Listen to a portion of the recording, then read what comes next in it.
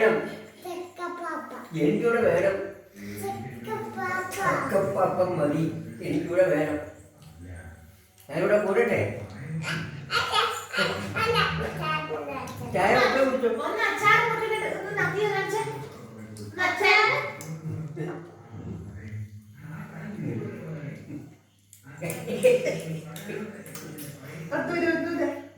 രണ്ട് കൈ വാങ്ങുവാണോ?